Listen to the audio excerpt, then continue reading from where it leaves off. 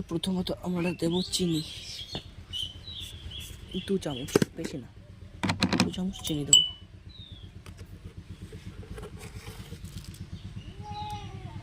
এই যে 1 চামচ চিনি আমরা দিয়ে দিচ্ছি, আর 1 চামচ চিনি দেবো। এই যে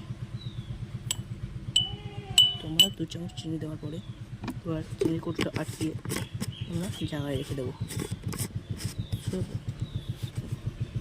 এরপরে আমরা দেবো ক্যাম্পার এই বোতলটা।